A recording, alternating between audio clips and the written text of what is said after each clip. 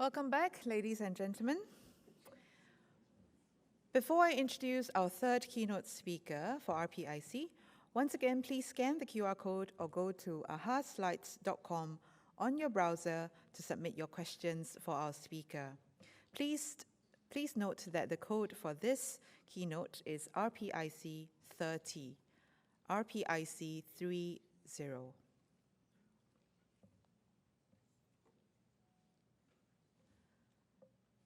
Our next speaker is Professor William Penuel.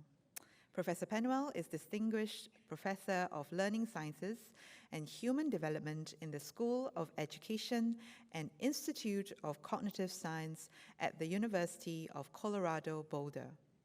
He works in partnership with school districts and state departments of education, and the research he conducts is in educational equity in 3 dimensions.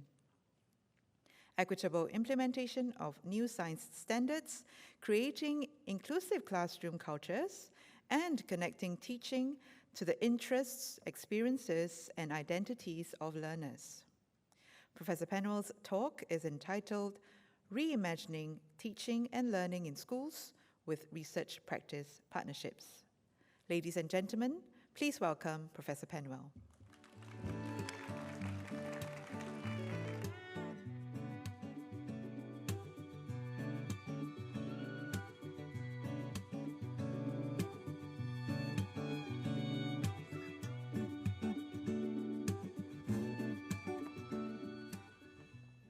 Thank you so much, everyone. I'm really pleased to be here with you.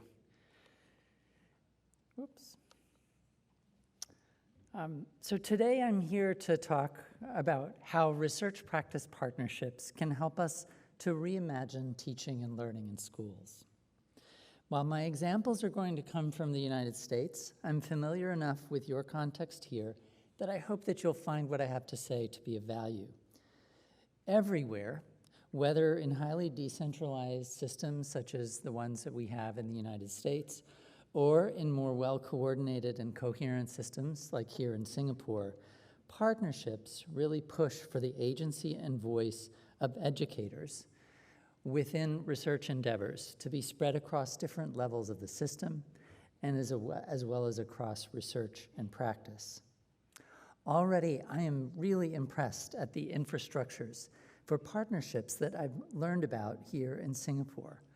A conference like this about research that is attended mostly by educators simply doesn't exist in the United States. And it's the kind of infrastructure that really enables these kinds of two-way exchanges between research and practice.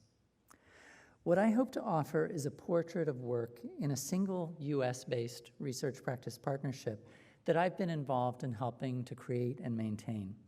And I'll talk about that work and how it's evolved over time.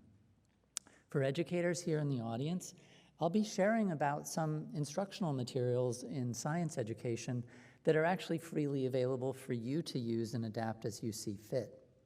And also present some images of how educators have been involved in research endeavors that you might advocate for here in Singapore. For researchers, I provide some models of joint work that you might consider using for educators, including co-design and co-analysis of research evidence. As you listen, I invite you to consider what is afforded by working in a research practice partnership through sustained engagement over time. I want to thank the members of the organizing committee for the RPIC for inviting me here. You have all welcomed me warmly and also developed a conference agenda and community that I find truly impressive. And also, of course, I want to thank the different funders and funding agencies that have supported this work that are listed here on this particular slide.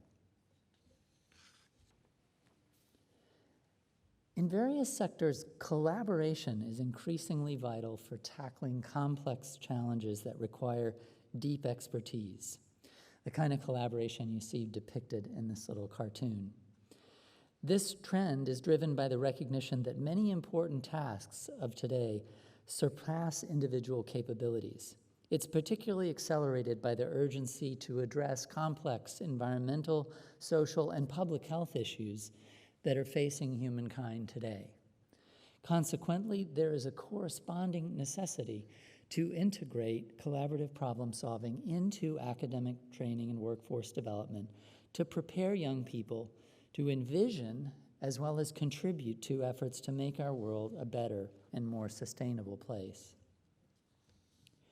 Preparing for tomorrow will require us to engage young people in practices in the disciplines that draw on multiple ways of knowing and being, as shown in these two photos that depict two interdisciplinary science projects. On the left, we see members of the Swinomish Nation of the Pacific Northwest of the U.S.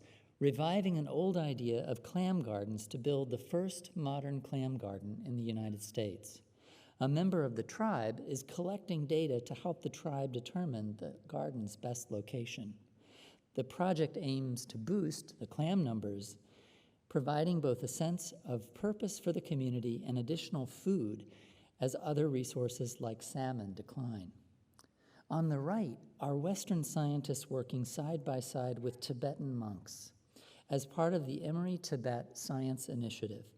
The initiative is a two-way exchange between cultures about the rich understandings of Buddhism and Western science about mind and brain. For me, three things stand out about these initiatives that have to do with reimagining pedagogy. One is that we need to actually present students with images of where disciplines like science are headed, not just where the mainstream is today or where disciplines have been in the past, as is represented in typical textbooks. Second, we need to prepare students to appreciate the power of indigenous and multiple knowledges in the world around and be prepared for collaboration that require the use of multiple knowledges. And third, we need to consider that we are preparing students for collaboration not just so they can perform well as individuals, but so they can contribute to ongoing endeavors to make sense of phenomena in the world and solve problems in the world. The problem is that we are not well organized, especially in the United States, as research and practice to meet these demands. In the US especially, there are very few instructional materials that address these specific needs for presenting images of the discipline and the future and collaboration. There's also an unequal distribution of those resources among schools and districts across our country, unequal distributions that are defined by both race and class. Also, teachers in our country have very limited, especially as I've learned compared to here in Singapore, opportunities for high-quality professional learning, maybe 3 to 5 hours every 3 years in science education is typical to make that really concrete. And also, perhaps here as well and in the US, there are unhealthy work environments that teachers face to be able to make these deep pedagogical shifts. As scholars in research, we tend to focus on only one level of a system, whether it's the classroom or on policies. And researchers, policymakers, and practitioners are often out of synchrony. In other words, the speed at which we do research and the timing of the generation of findings doesn't work to inform actual educational decision-making. So why research practice partnerships? Problems of educational inequity are not the fault of individual students, their families, or their communities. They are caused by system-level failures, and partnerships, by design, seek systems-level solutions to system-level problems, such as in the ones like I've heard of here. How do we implement at scale novel pedagogies that are supported by instructional technologies? Also, because they work at a systems level, needed are the kinds of experts to address them. People who understand, for example, how to design and implement programs for classrooms and who understand teacher learning. Teachers who know about the social, cultural, and political dimensions of system change. A partnership provides a means for leveraging this expertise from researchers, local policymakers, and practitioners to solve those problems. Importantly, partnerships especially value wisdom from what might be called the shop floor of teaching practice to better inform management decisions at the top. Perhaps most importantly, when researchers work in partnerships with policy and practice, they come to ask questions that people really want to know the answers to and produce more timely findings that can be used to inform decision-making. Establishing synchrony, that is, syncing up the timelines of research with cycles of decision-making, is something an RPP can do that a typical researcher-initiated study cannot do. Just so we're on the same page, I'll offer this definition of RPPs that my colleagues and I developed over many years in response to requests from 2 funding agencies and in collaboration and with input from people in partnerships across the United States. So these are long-term collaborations aimed at educational improvement or equitable transformation through engagement with research. The partnerships are intentionally organized to connect diverse forms of expertise and shift power relations in the research endeavor to ensure that all partners have a say in the joint work. Many people will find elements of this definition in what they already do, but in order to draw that contrast, I want to elaborate on a few pieces of this definition. Many people will say that they have a partnership when they have a single project that's about 2 years old. I would say that those are examples of intended partnerships that have not yet developed into one. So it's less like a single project and more like partners that work together on evolving problems of practice over many projects and years, and I'll illustrate that with the partnership today, with a very open-ended commitment to working with one another. Open-ended commitments that might be reflected in the kinds of arrangements, for example, that exist among schools, NIE, and the Ministry of Education here in Singapore. The other piece is the focus on systems. Most work in psychology and education focuses on identifying effective interventions for individuals.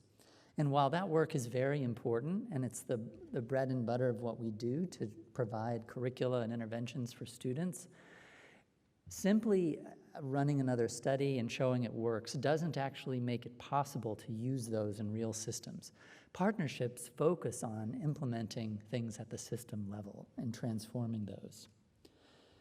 Researchers' presence is integral, as is their ongoing work to study interventions in practice.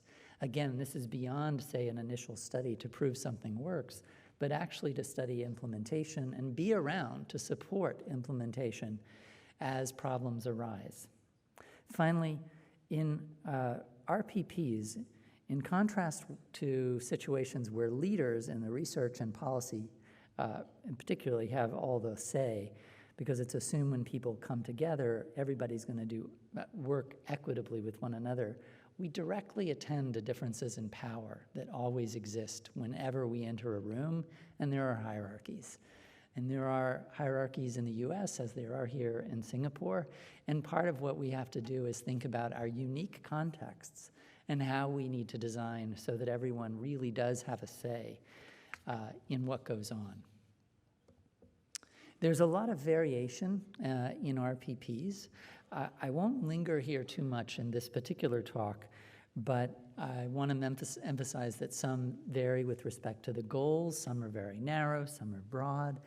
They have different approaches to engaging in research. I'm going to be talking about a partnership that uses a methodology called design-based implementation research, or design research, which is very different from a lot of ways that people do research, in that we are designing for and in classrooms and studying those at the same time. Another way to put it is we build the plane and fly it at the same time. There's different funding sources and also different compositions. Some partnerships are small, have just one researcher and a practitioner organization. Others have many, many different partners. Partnerships work towards different kinds of outcomes, and through another study that we did, we identified 5 different outcomes. This text is maybe a little hard to see for you, but 2 of these are process-oriented outcomes. One goal of partnerships is actually building relationships and capacity, or 2 goals. And one is that we have to spend time building trust and relationships. This work takes a lot out of people, it takes time, and in order for that work to go well, there has to be trust, and there has to be, and this is dimension 5 here, skipping down, capacities that actually prepare people to do the work of partnerships. And you'll get a sense of that work as the talk unfolds. The middle dimensions have to do with engaging in research that addresses actual needs that are identified by practice partners. In other words, it's not research on what researchers think is important, or even something that builds on existing theory to advance something that's just knowledge for knowledge's sake. It's intended to actually build towards addressing local problems. Also, this research directly supports organizational goals of practice organization. So whatever goals that you might have as an educator, the research should actually support it. And then it should contribute, though, at the same time in Dimension 4 to ongoing knowledge building in the field. I'm going to focus my time on a single partnership, the inquiryHub Research Practice Partnership. Our partnership was established in 2007 as a partnership between the University of Colorado Boulder and Denver Public Schools, originally through projects funded by the U.S. National Science Foundation. Those projects and early projects established a focus for us on supporting inquiry science through a combination of high-quality instructional materials and professional development.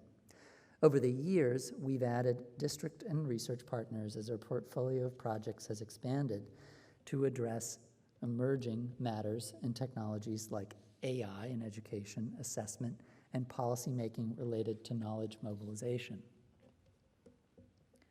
We've discovered, though, that focusing on instructional materials and professional development isn't enough to support equitable implementation of a vision for transforming pedagogy. So we found ourselves in various projects that we refer to as infrastructuring projects, which you can see examples of here, because we are working with partners to build a coherent set of guidance for teachers that manifests not just through the instructional materials and professional development, but also and especially through assessment.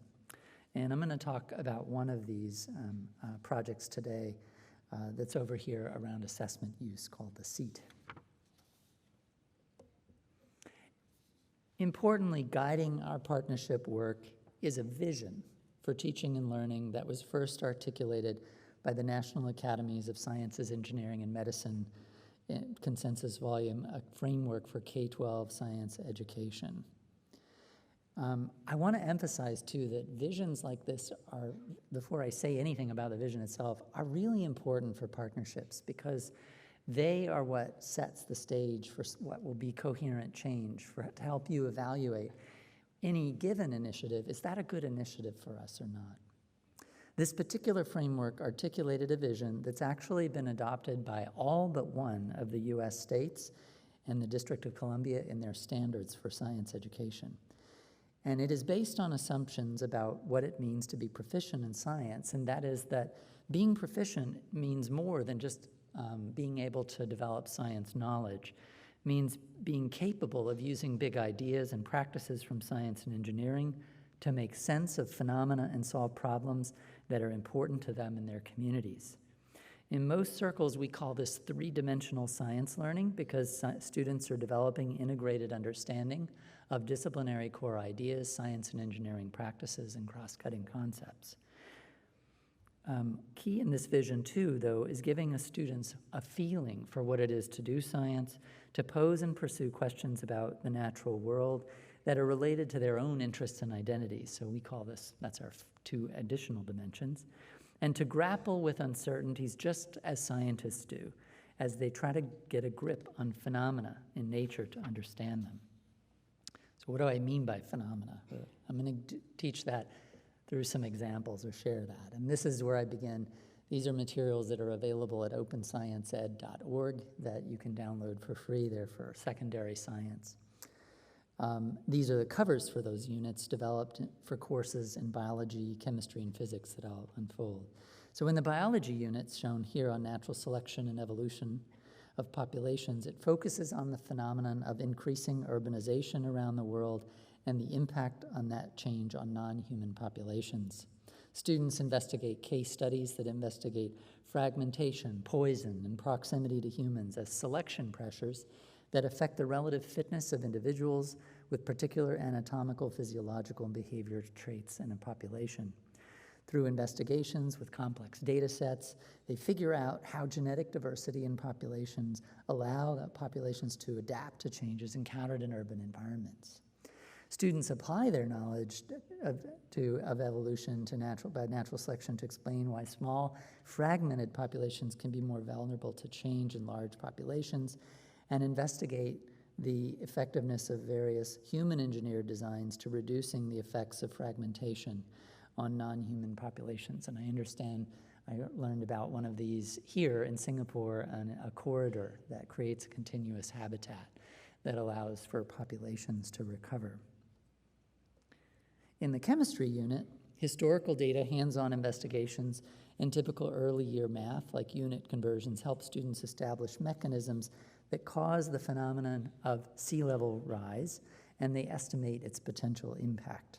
Through investigations, simulations, and system models, students figure out how decreasing carbon dioxide emissions and 2 geoengineering solutions, that is applying glass microbeads to polar ice and protecting glaciers from warm water with berms, could help slow polar ice melt, protecting coastal communities. And in the physics unit shown here, students are introduced to the concept of energy transfer in a relevant and grounded context.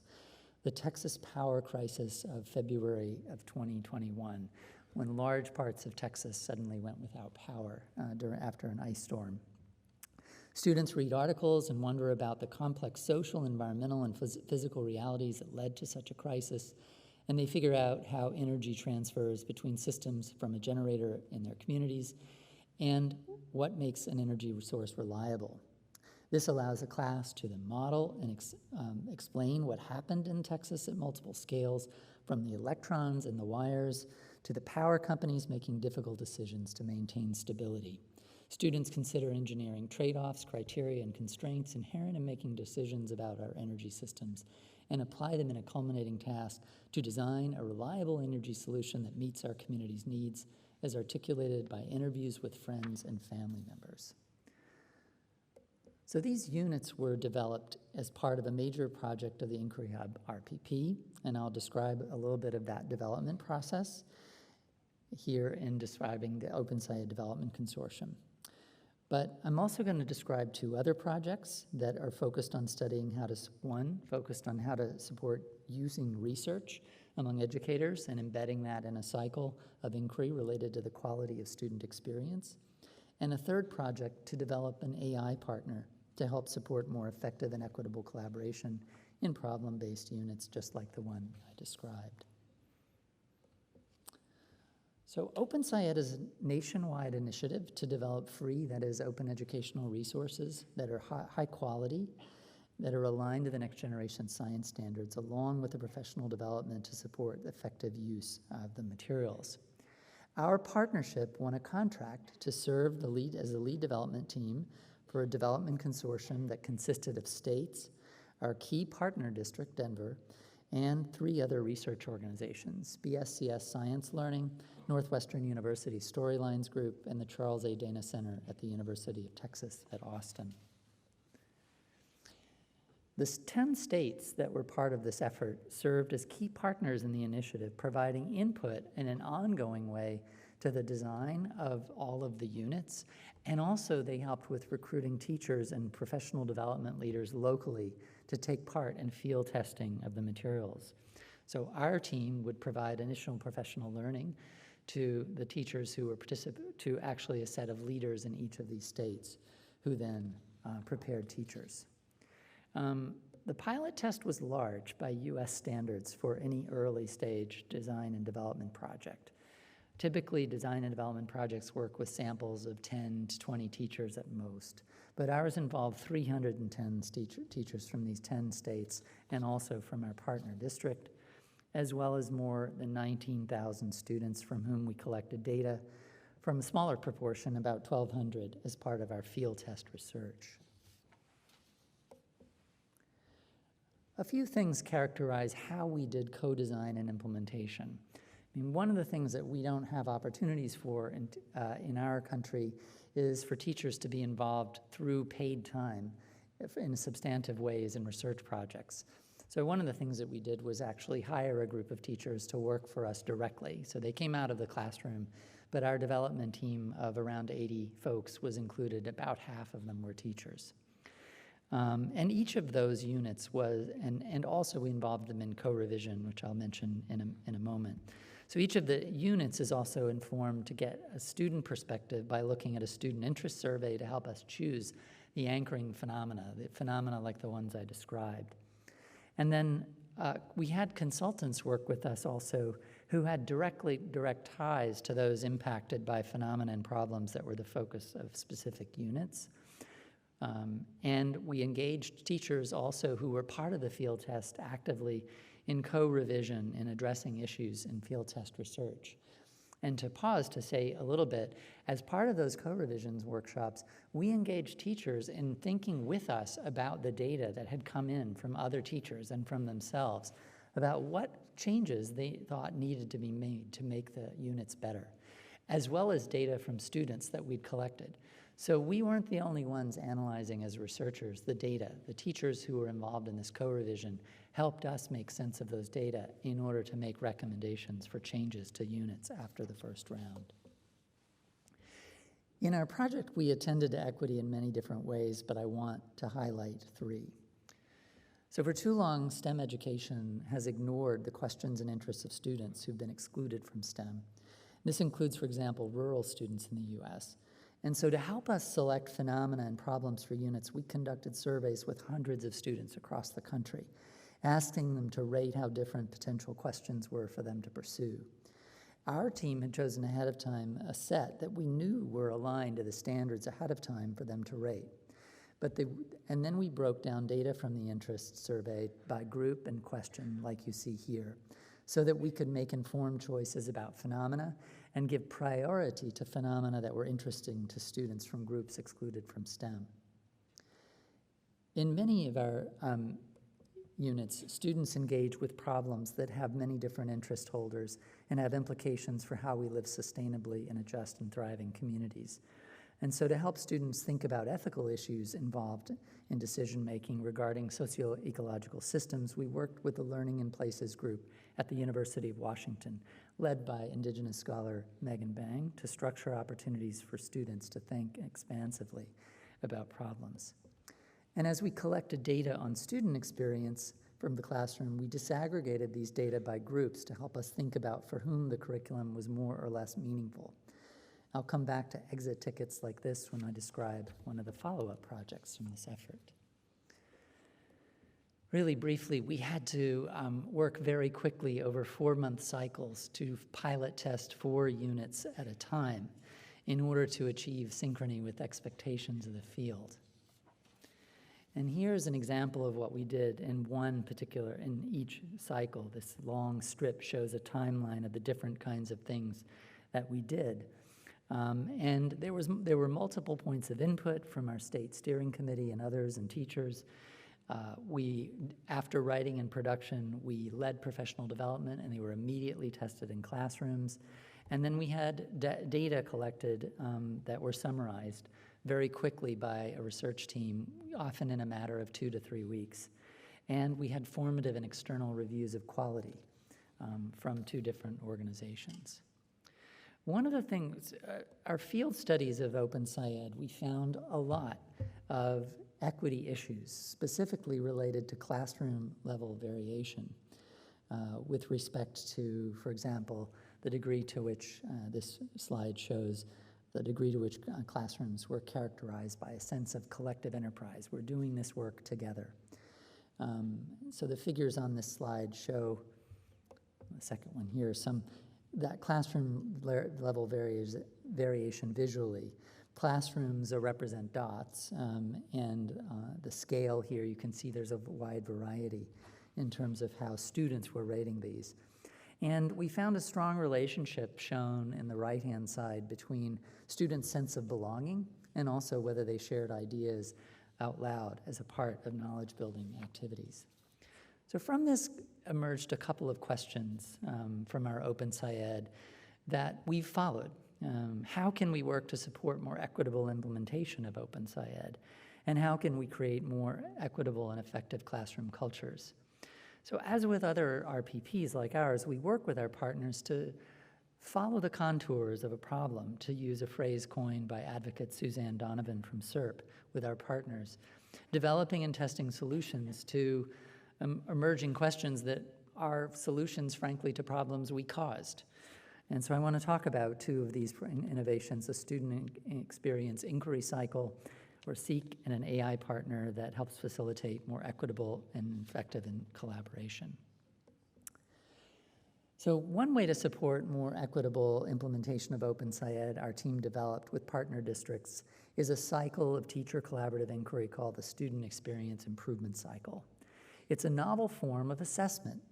It focuses on supporting students in using evidence of the quality of student experience formatively to make classrooms more equitable. The SEEK begins by setting a goal for improvement in one of three aspects of student experience: coherence, relevance, or contribution. And students and teachers then review, adapt, and test research-based strategies for improving the quality of student experience overall and for students from systemically marginalized groups and communities. The cycle is modeled after a plan, do, study, act cycle from improvement science, and can be implemented within teacher teams, or as I will share, with a district seeking to improve equitable implementation of the vision for science education I described earlier. To support this process, teachers can use any survey tool they wish, but we've developed a system that we call the Science Seat to facilitate both data collection and visualization of data over time. And this slide shows the login, a sample survey that a student would take at the end of a class, and a visualization of responses over a single class. Here are some of the survey items that we've been using in our work with the SEEK, which began with the pandemic, actually. I want to note three things about the actual questions. First, they're the same questions that we used as part of our field test research on Open SciEd. So the improvements we're seeking in terms of the equitable implementation are the same ones we identified as problems in the field test. Second, these are very closely tied to our instructional model, these exact transformations in pedagogy that we're seeking through Open SciEd and that are aligned to the framework.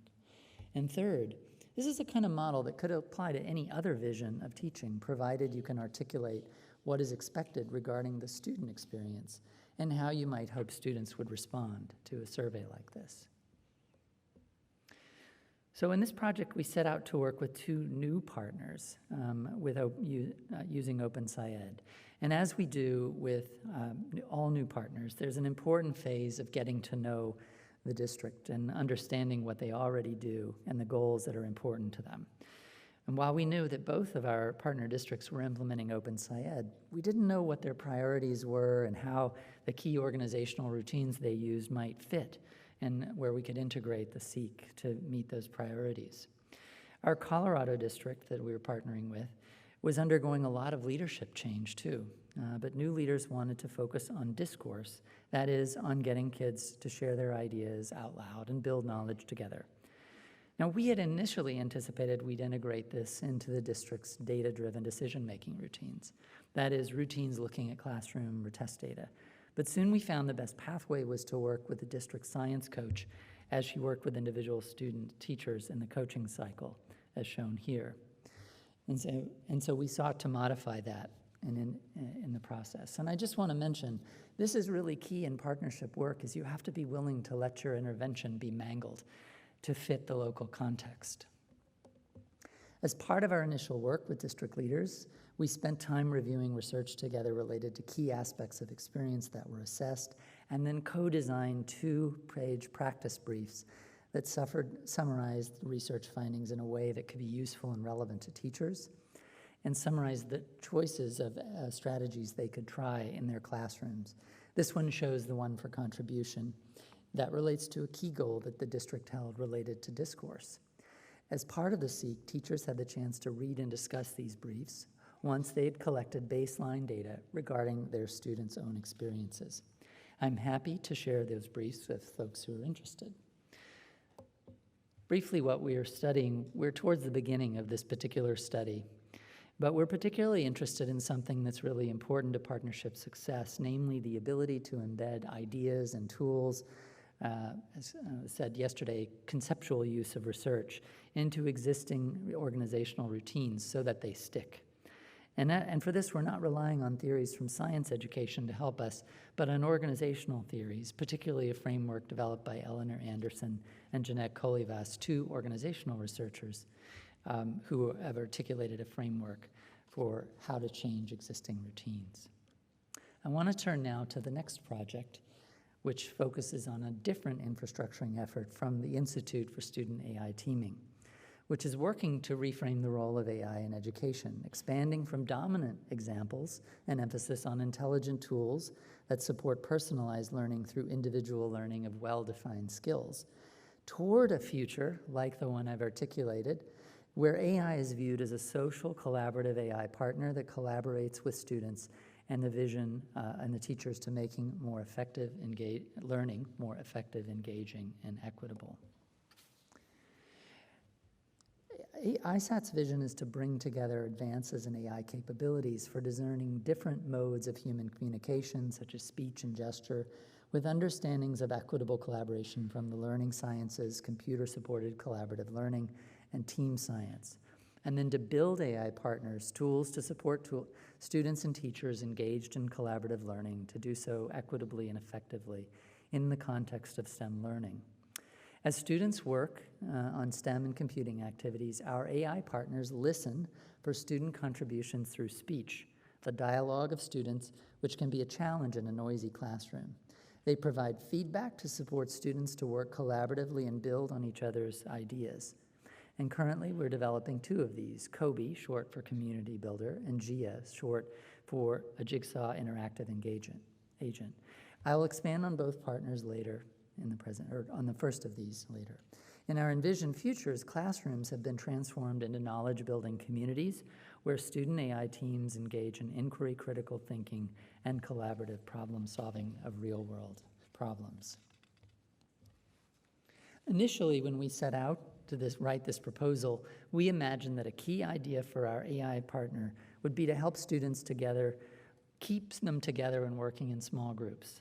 This made a lot of sense to us for many reasons, not least of which this is a big challenge in a large classroom for teachers to assign small group collaborative work, keeping students on task. We also had a working model that could automatically recognize moves that human teachers make to keep students together. So we thought that the ideal partner would be like a sheepdog or a shepherd whose role was to keep the flock together. But a workshop with students disabused us of this notion. While at first, when we brought young people together, they said they wanted the exact same thing that we did. But then we said, do you want an AI partner to keep you on task? They said, absolutely not. I'd throw that AI partner on the ground. I'd shut it off. They said instead what they wanted was a partner that could hype them, that could build them up, that could support them in working one another and help build a community. So we went back and developed that idea after this initial workshop.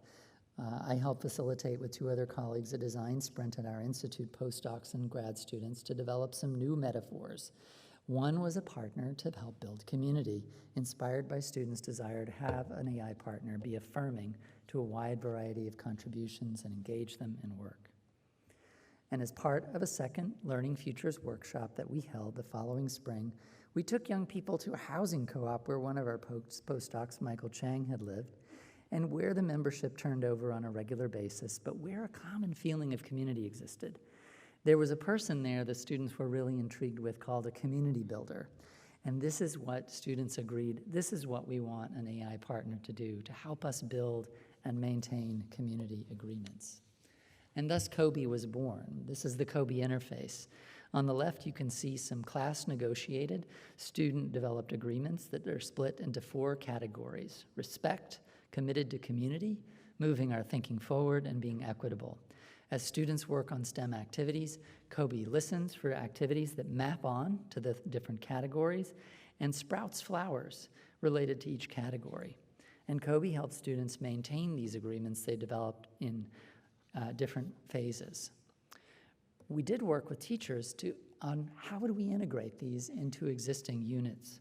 So COBE is built off of and embedded with community agreements that are used in Open SciEd and that are co-negotiated by students about how they want to participate with one another during collaborative learning. Here we see the community agreement teaching routines, which we co-design with teachers to support integration.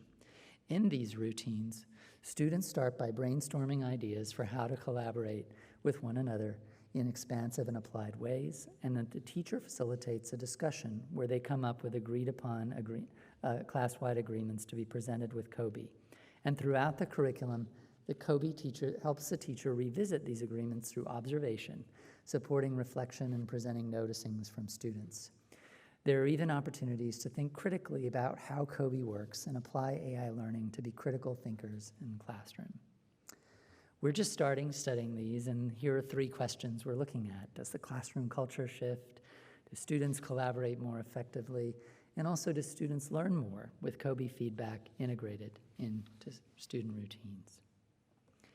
So in closing, here's what I hope that you will take away from today's presentation. One is that RPP work is very diverse. It covers a wide range of territory, and it actually leads to new problems that are amenable themselves to study and to tackle. Second, collaborative design across different levels and role groups is essential for success. Without young people and involvement and input, as well as that of educators, none of this work would be off the ground. And then research, lastly, is critical for informing iterations to design and identifying new works. Finally, I want to add that this is both incredibly hard and rewarding work. I wouldn't do work any other way, and my sincere wish is for those of you who wish to take this up as an approach for reimagining and transforming pedagogies, that you will find it revitalizing and powerful work. And last, some opportunities to stay connected with us. So thank you.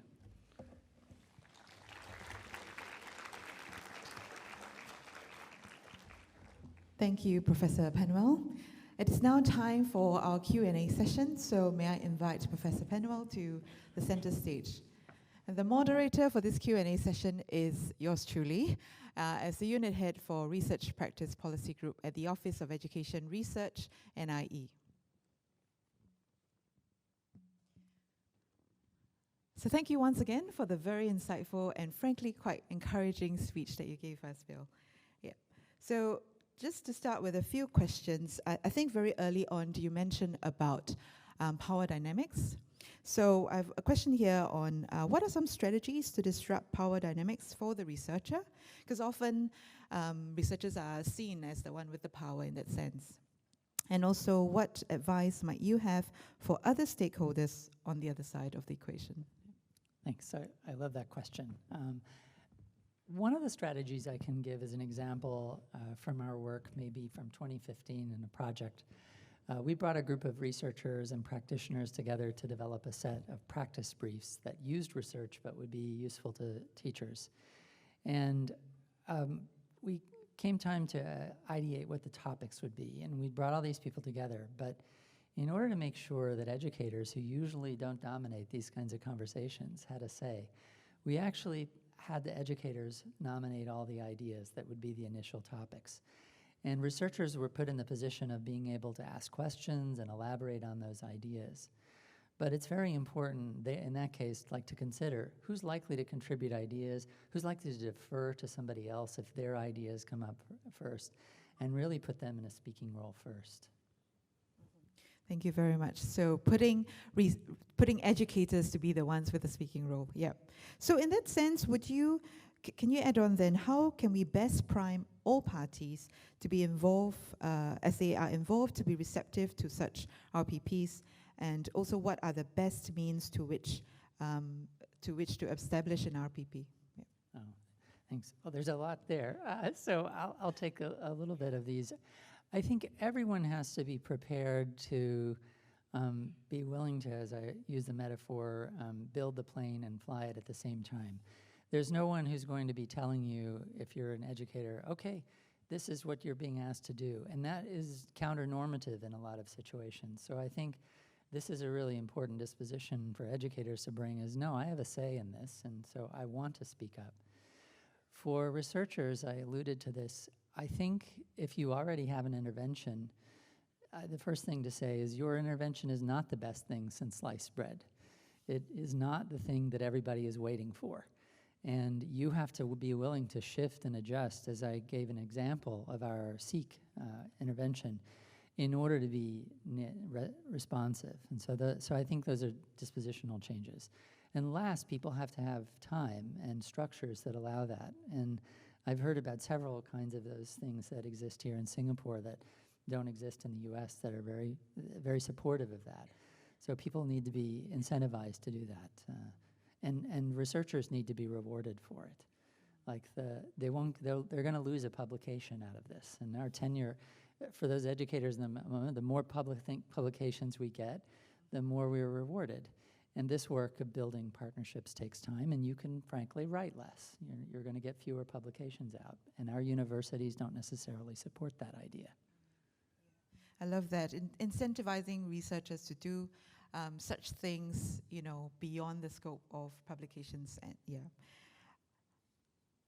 next question. Would you say that student interest surveys are important in determining what the learning outcomes of the curriculum ought to be, instead of the outcomes determined by a central department?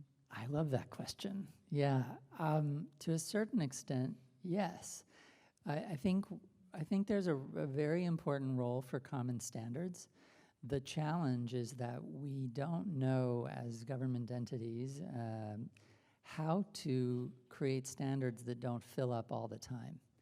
So my challenge to a government ministry would be, can you write a set of standards that would take up half to 75% of the instructional time and leave the rest to be emergent based on student interest? Right now, it's not a reasonable choice for an educator to say, I'm going to follow kids' interest, because they're obligated to meet all of these standards, and that's very hard to do. I'm sure your national curriculum is full, and there's very little room for that to happen in the school day. So I've never known a committee to be able to do this challenge, because frankly, everybody's got their favorite topic that they want to teach. True, that's very true. Yeah, so we've talked about students. Now we're looking at teachers in terms of getting teachers buy-in. So in your experience working with teachers, what is the value add of teacher involvement in research for teachers themselves in schools, whether be it in capacity building, understanding, etc.?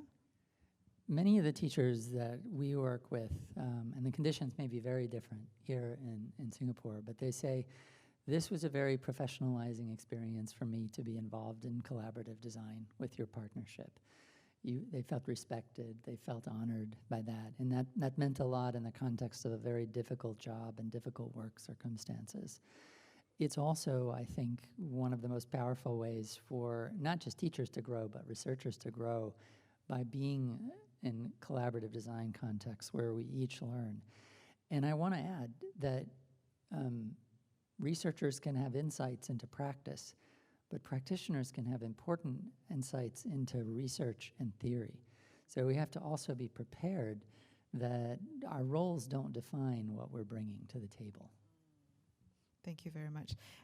Also in line with that, actually, when teachers participate in research, it's often on top of all their teaching workload. So what is some advice that you might give in terms of recognizing teachers' time and efforts? We pay our teachers. I mean, we use our grant funding to pay our teachers for that time. And as long as it's outside the workday for them, they're getting paid for this work.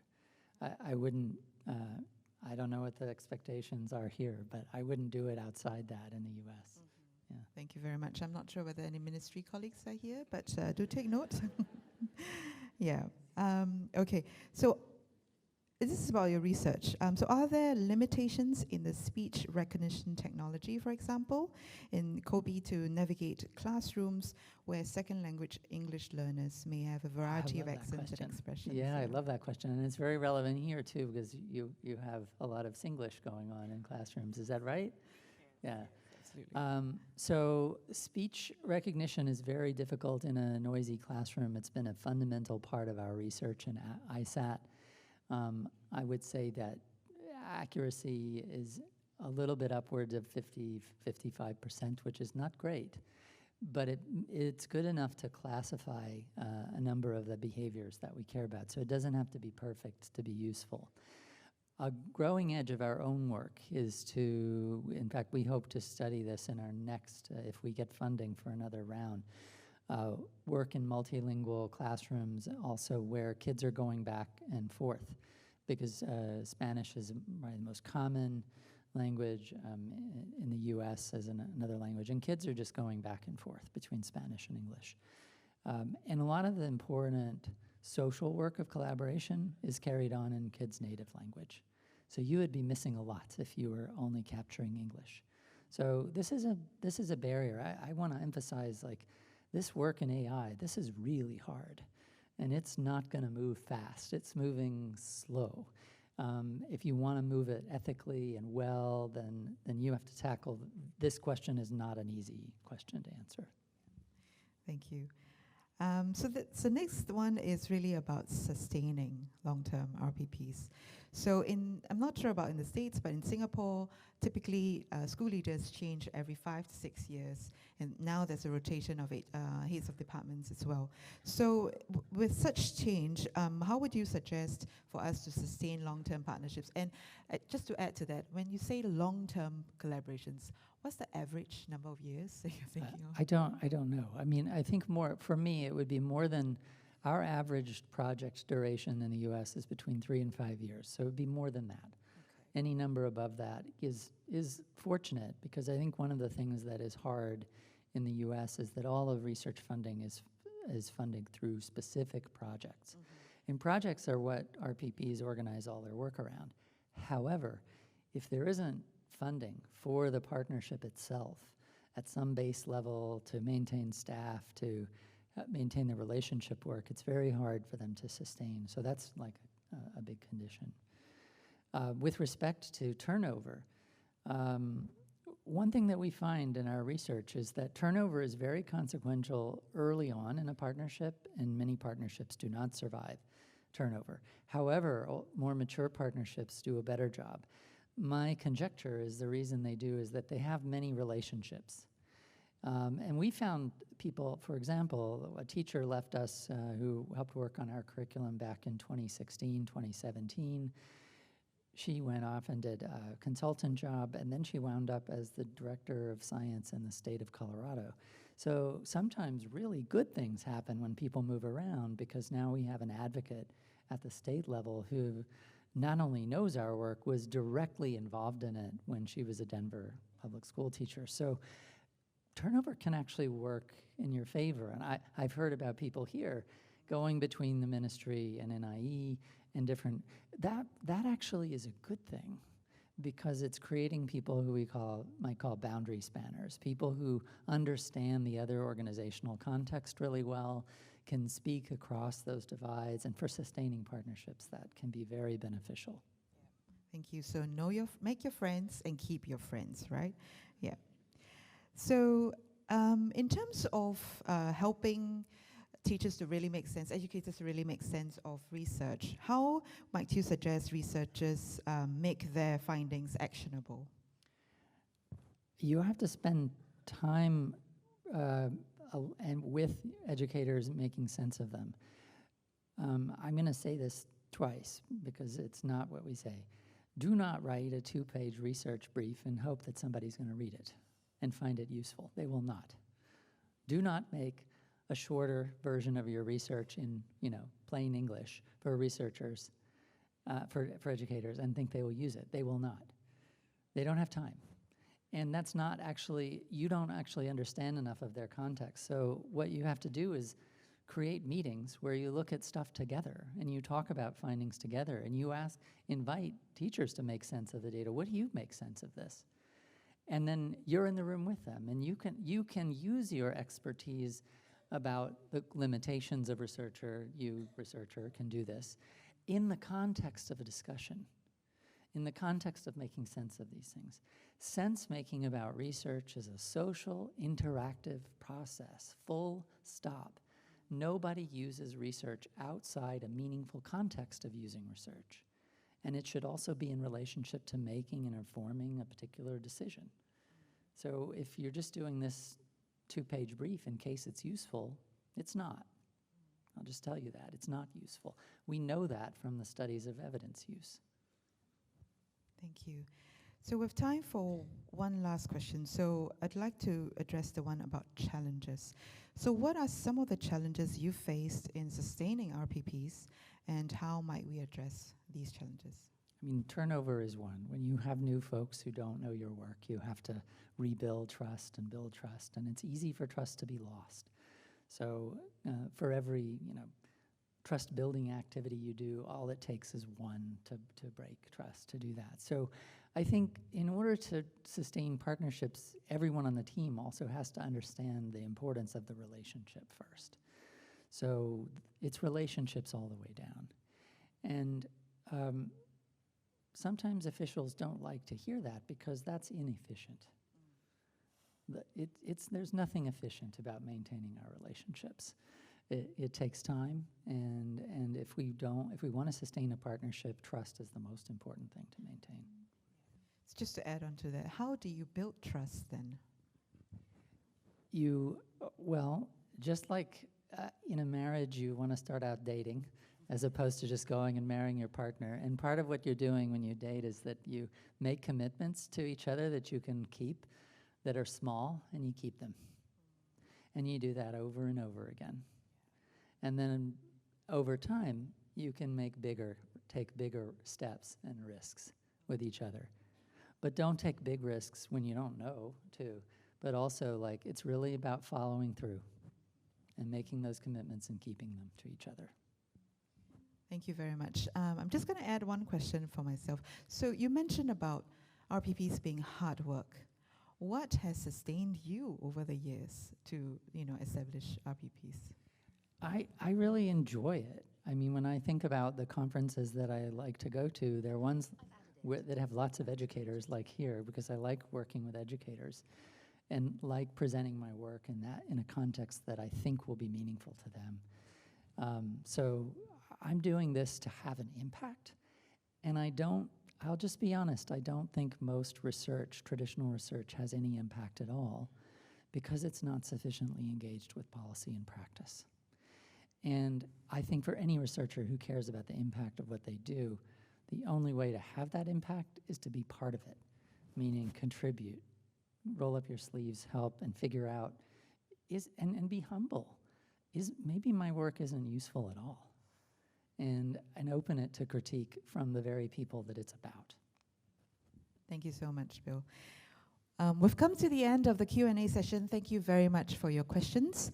I'm now going to invite Professor Kenneth Poon, convener of RPIC 2024 and Dean Education Research, to present a token of appreciation to Professor Penuel. Professor Poon, please.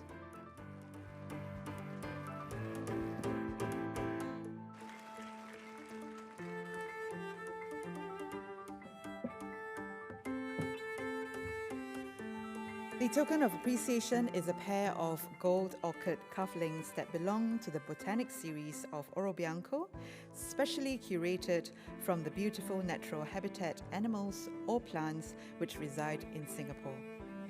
Thank you, professors. Please take your seats. Ladies and gentlemen, this concludes our morning program for Day 2 of RPIC 2024. Please give both our speakers another round of applause.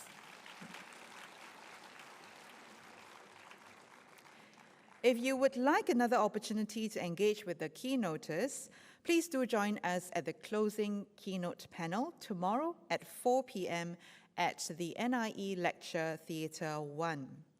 Which brings me to say, after lunch, the program resumes at NIE, which is a 10-minute walk from here. You may follow the signs, and there will also be ushers along the way to guide you. The first parallel session will resume at 2 p.m. Please arrive by about 1:50 p.m. to ensure that our sessions begin on time. We've also catered buses for you to take you to NIE. But buses will depart from here at 1:30 p.m. Please look out for the ushers with the yellow lanyard who will direct you to the pickup point.